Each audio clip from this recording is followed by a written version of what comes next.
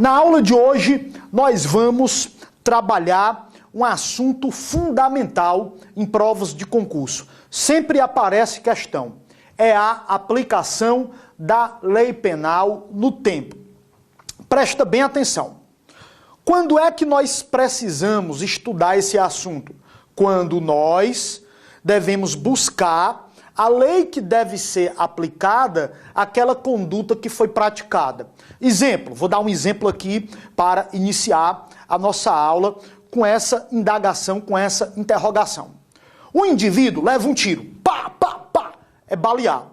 Eu acabei de dar um tiro nele, pá, pá, pá. O professor Emerson baleou uma pessoa.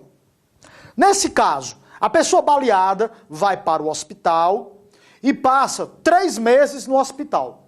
Somente depois de 3 meses, em coma, numa UTI, a pessoa falece. Acontece que eu tenho uma lei penal que estava em vigor no momento em que eu dei o tiro, pá, pá, pá, e uma lei penal, outra lei penal, que estava em vigor, em substituição à primeira, que estava em vigor no momento em que ocorreu a morte. Qual lei penal eu devo aplicar? Esse é o estudo da aplicação da lei penal no tempo. Perfeito?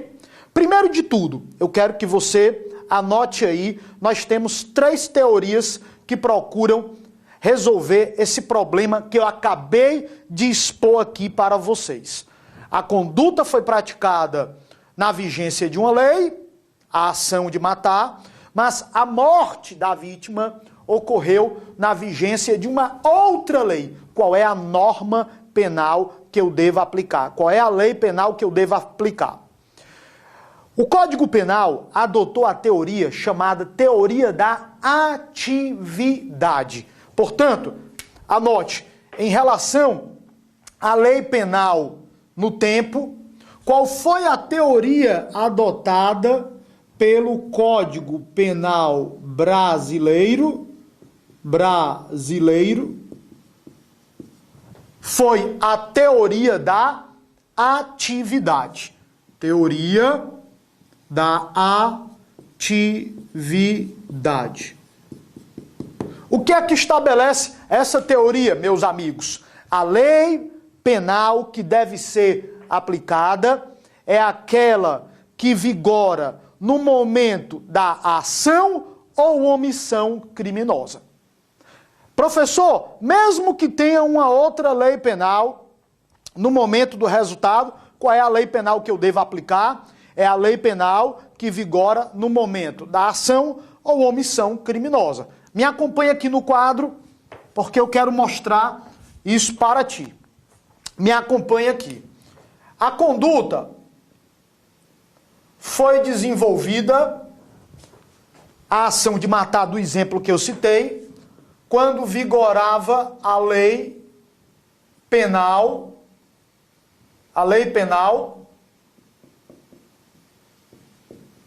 X. O resultado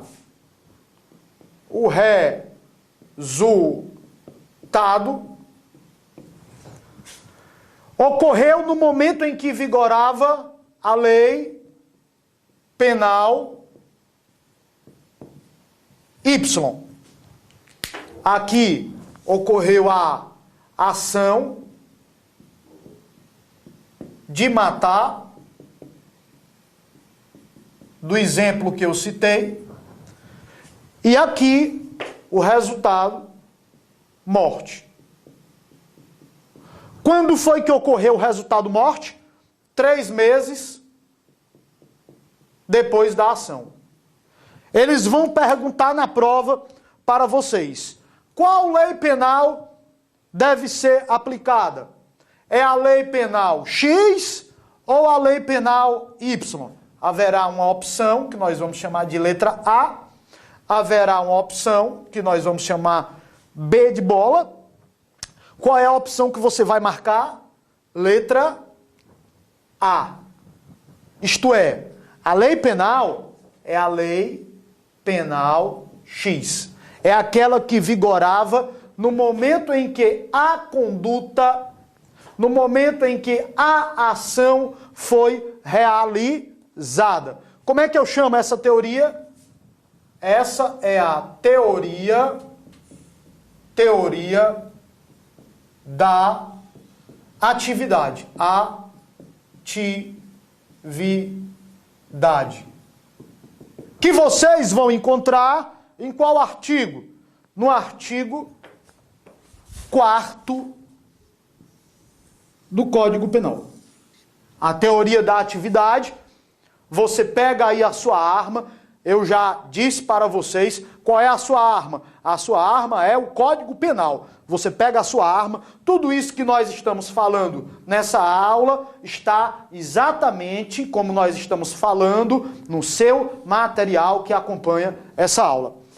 No artigo 4º você vai encontrar a teoria adotada pelo Código Penal, que é a teoria da atividade, segundo a qual a lei penal que se aplica é aquela que vigora no momento da ação ou omissão criminosa.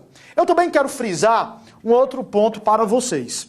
Quando se fala de conduta no direito penal, essa conduta pode ser uma ação, mas não esqueçam que também uma conduta pode ser uma omissão. Omissão. A conduta tanto pode ser uma conduta criminosa, um fazer, como também a conduta criminosa pode ser um deixar de fazer.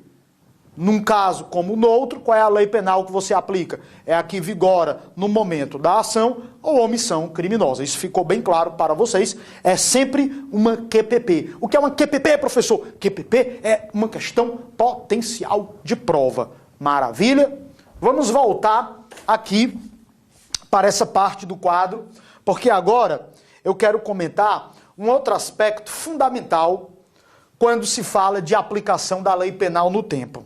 É essa característica aqui, meus amigos, chamada extraatividade. O que é a extraatividade de uma norma penal?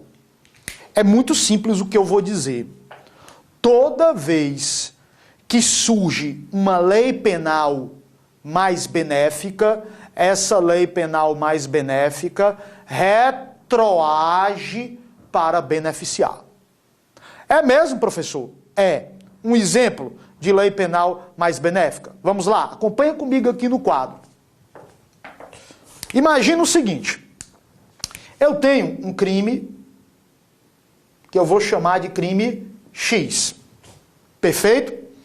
A pena desse crime é uma pena que vai de 2 a 8 anos. É a pena do crime X. Surge uma nova lei penal, e o crime X, que tinha uma pena que ia de 2 a 8 anos, passa a ter uma pena que vai agora de 1 a 4 anos. Você concorda comigo, pessoal? Que essa nova lei, que estabeleceu uma nova pena para o mesmo crime, estabeleceu uma nova pena, é mais benéfica? É mais benéfica. Desta forma, essa nova lei responsável por estabelecer uma nova pena para o crime X, vai o quê? Retroagir. Essa nova lei vai retroagir para beneficiar aquela pessoa que bem aqui,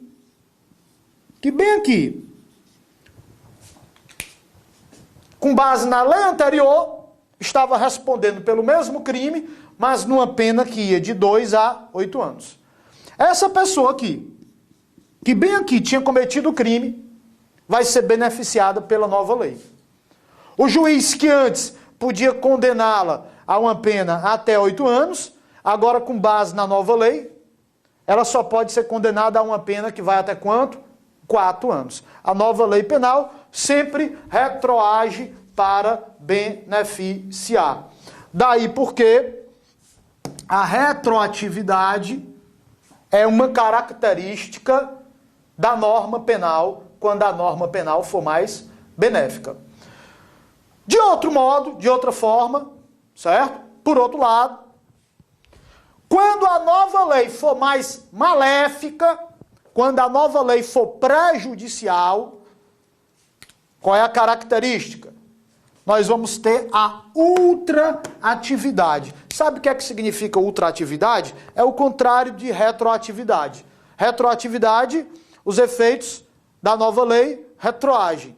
Ultraatividade, os efeitos da nova lei somente se produzem para o futuro, não podem retroagir. E quando é que a norma penal, quando é que a lei penal terá essa característica da ultraatividade? Quando for mais maléfica.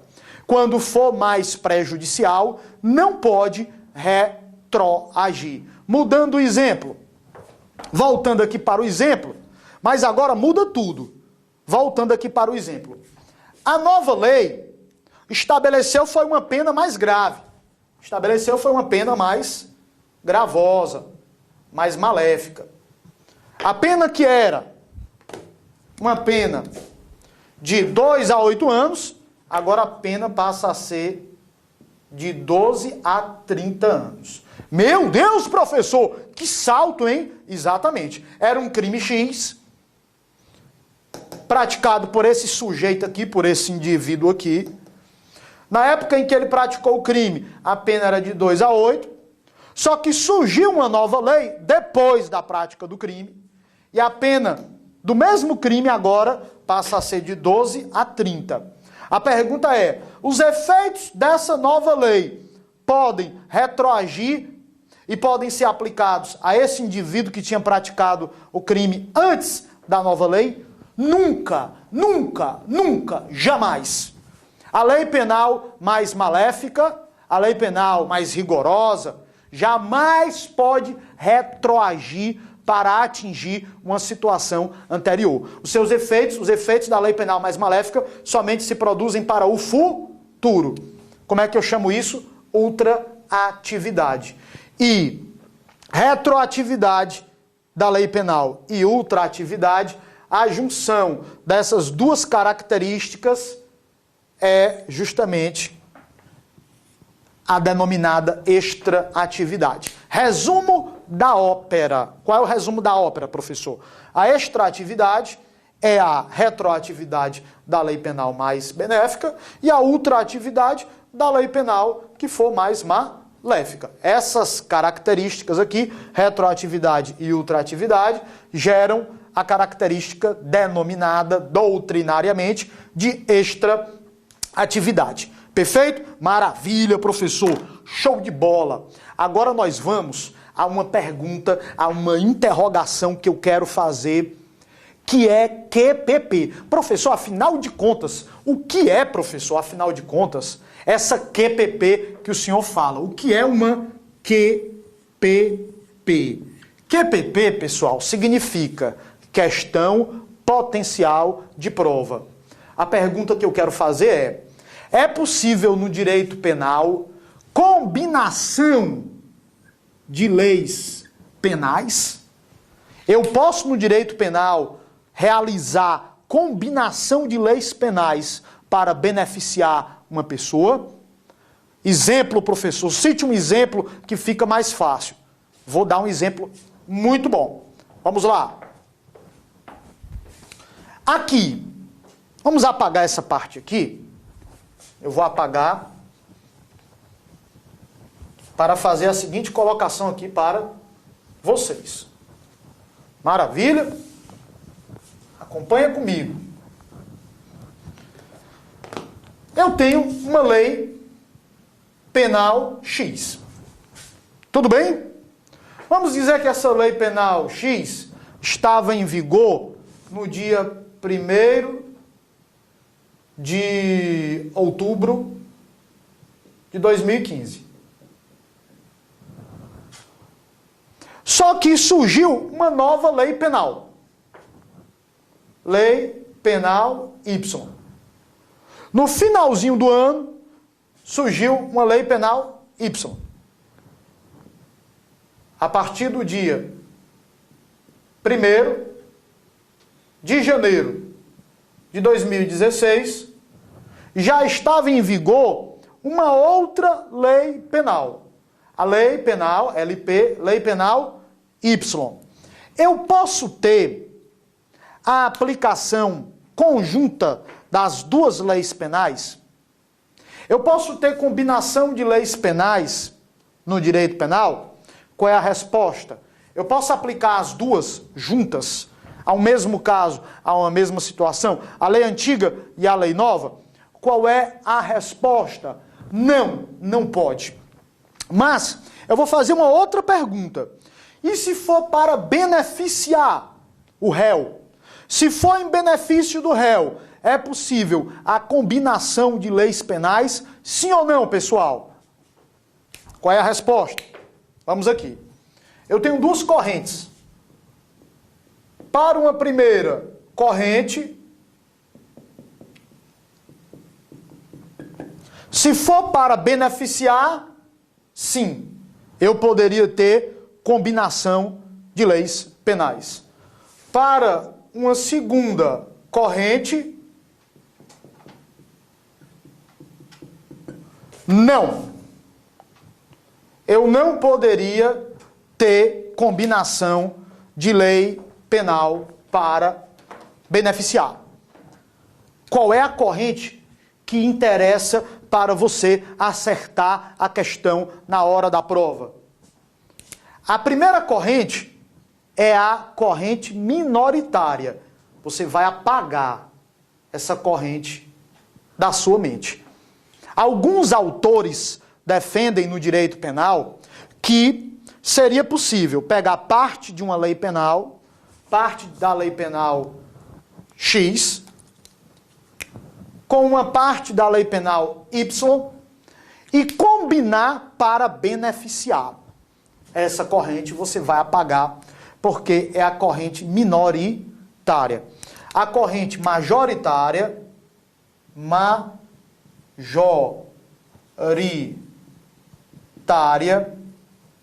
é a segunda.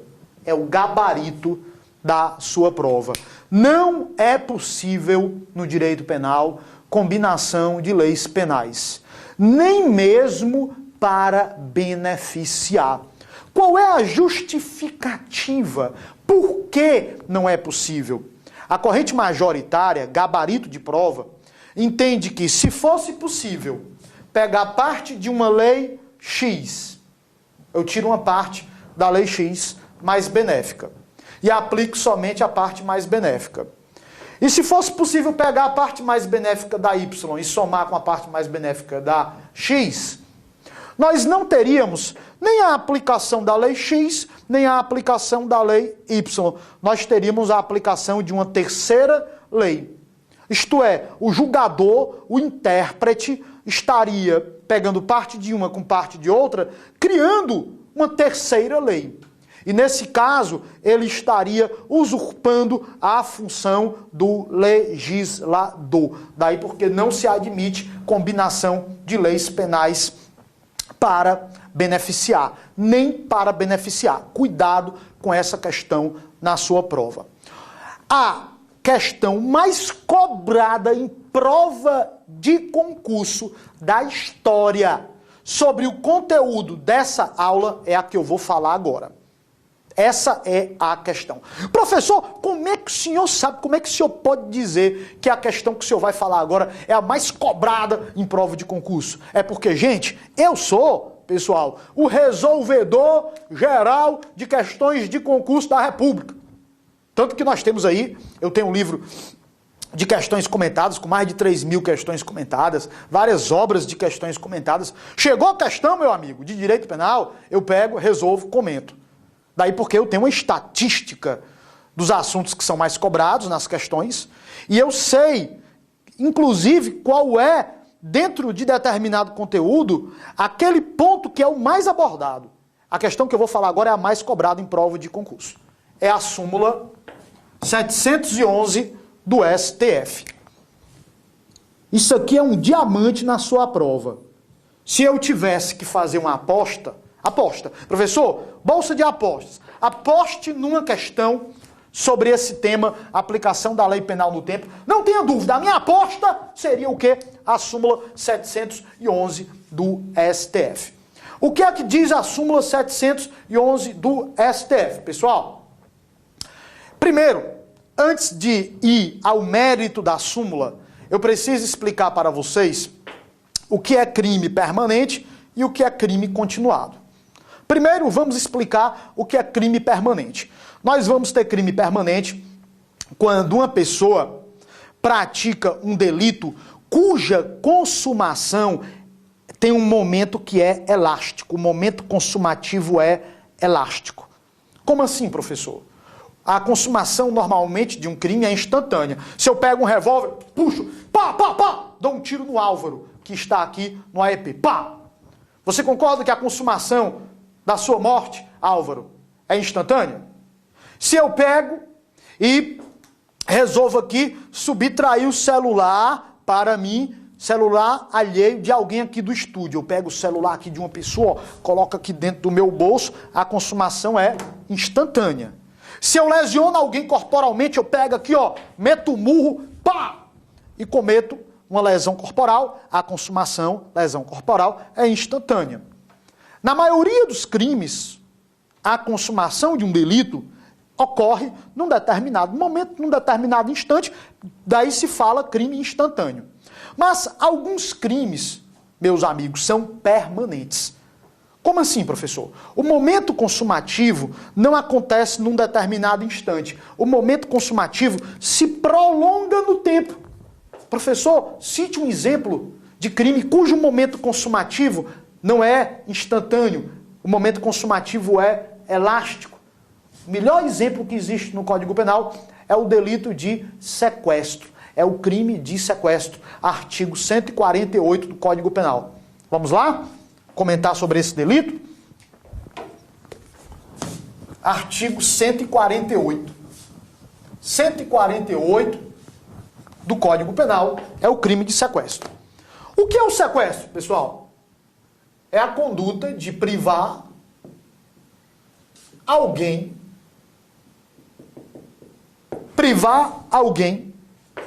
da sua liberdade, da sua liberdade. Vocês encontram essa conduta aonde? Lá no artigo 148, 148 do Código Penal. Imagina que uma pessoa é sequestrada e essa pessoa passa 6 meses com a sua liberdade privada. 6 meses. Durante esse lapso temporal aqui, pessoal, durante esse lapso temporal de 6 meses, o crime ainda está se consumando. É momento de consumação. Esse é o crime denominado permanente. Aquele delito cujo momento consumativo é elástico. Entenderam o que é um crime permanente? Professor, qual é o outro delito que o senhor precisa explicar para a compreensão da súmula 711? É o crime continuado. Previsto aonde? O crime continuado está previsto lá no artigo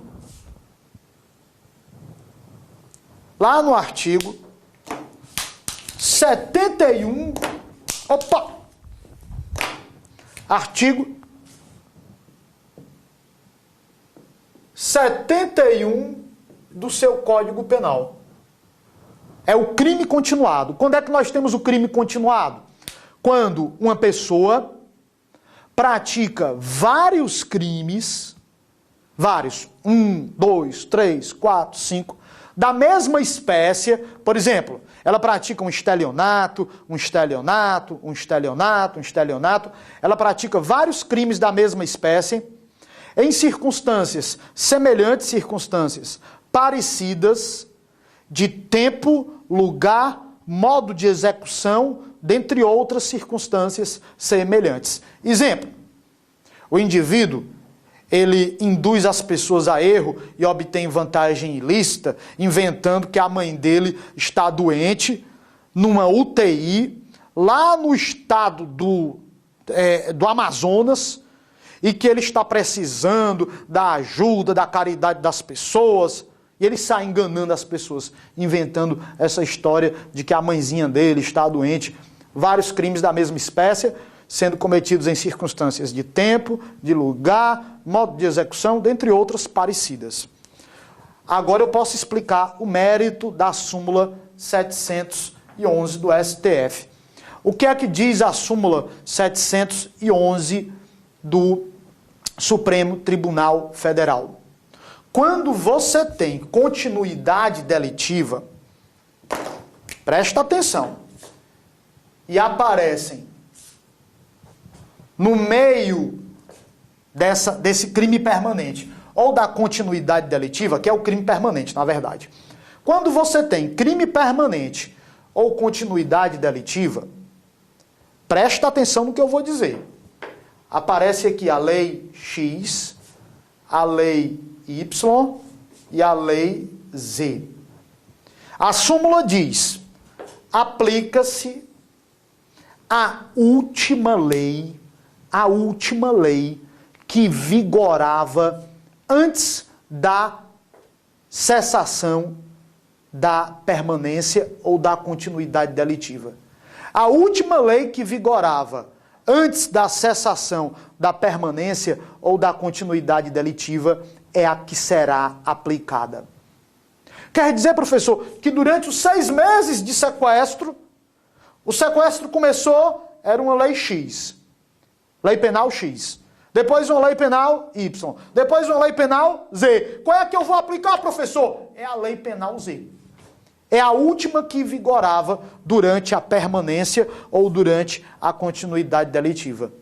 Ainda que seja a mais grave. Olha, eu vou dizer uma coisa para vocês aqui, com toda sinceridade. O professor Emerson, pessoalmente, é contra o teor, o conteúdo da súmula 711. Mas você não vai concordar comigo. Eu sou contra a súmula, mas a súmula vai ser cobrada na prova, na sua prova, e você tem que concordar com a súmula, tá bom? Então veja, o que é que diz a súmula? Diz que vai ser aplicada a última lei que vigorava, mesmo que seja mais grave. Mesmo que seja mais grave. Perfeito? Mesmo que seja mais gravosa, é a última lei que vigorava que será aplicada. É a súmula 711 do STF. Professor, quer dizer que na questão eles vão tentar me confundir? A banca vai tentar te confundir. Vai tentar te confundir dizendo o quê? Que deve ser aplicada a lei X. Por quê, professor? Porque eles vão dizer assim, a lei X é mais benéfica. Como é mais benéfica, deve ser aplicada a lei X. Errado. Se é crime continuado, se é crime permanente, crime continuado ou crime permanente, não é a mais benéfica, repetindo, não é a mais benéfica que vai ser aplicada. É a última que vigorava antes da cessação da continuidade ou da permanência, mesmo que essa última, e aí é que vem a armadilha, porque vão dizer que é a mais benéfica e não é a mais benéfica, mesmo que essa última seja mais grave. Eu estou sendo repetitivo porque eu sei que essa questão cai todo o tempo em prova. Tudo bem?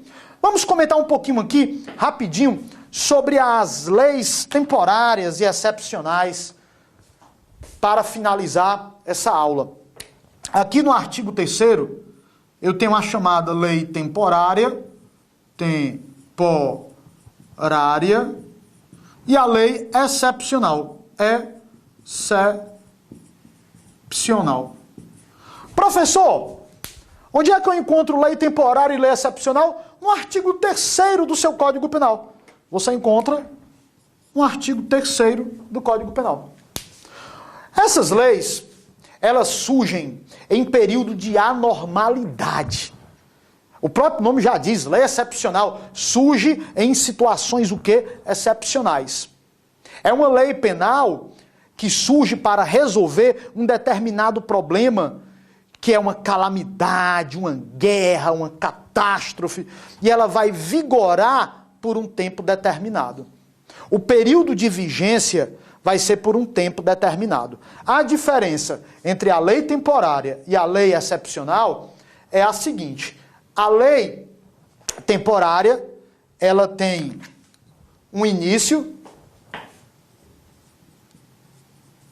e um fim pré-fixado.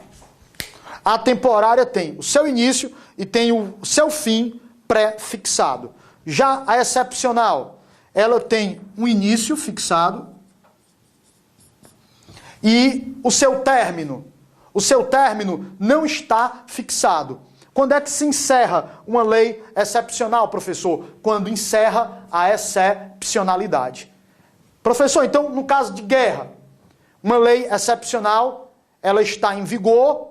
E quando é que vai se encerrar a lei penal excepcional em caso de guerra? Quando cessar a excepcionalidade. E para finalizar, pessoal, a característica que vocês precisam saber sobre a lei temporária e excepcional, mais cobrada em prova, é o que eu vou dizer agora. Essas leis temporária e excepcional, elas são ultraativas. Como assim, professor? Os seus efeitos continuam incidindo mesmo após a cessação de suas vigências. Quer dizer que, depois de cessada uma lei penal temporária e excepcional, em relação ao fato cometido durante a vigência dessas leis, em relação ao fato cometido durante a vigência de uma lei temporária e excepcional, os seus efeitos continuam a ser aplicados. Exatamente. Eu vou dar um exemplo para vocês. Em período de guerra, ficou determinado que quem saísse depois das 22 horas da sua residência, seria crime sair de casa. Claro, período de guerra, né? Aí a pessoa saiu às 22 horas, cometeu o crime. Acabou a guerra, cessou a vigência da lei excepcional. Continua sendo aplicada a lei penal? Continua a ser aplicada. Qual é a armadilha que eles vão cobrar? A armadilha que eles vão cobrar é o seguinte: depois de cessada a vigência da lei excepcional, surge uma nova lei mais benéfica. Então a nova lei mais benéfica pode ser aplicada? Aqui não. Em regra, todo mundo sabe qual é a regra, né? Lei penal nova mais benéfica sempre retroage. Mas em caso de leis temporárias e de leis excepcionais do artigo 3º, se surgir depois da vigência dessas leis uma lei penal mais benéfica, essa não vai ser aplicada não, porque essas leis têm como característica a ultraatividade. Mesmo depois de cessada a vigência, seus efeitos continuam a ser aplicados. Ok? Forte abraço, estamos juntos, detonando!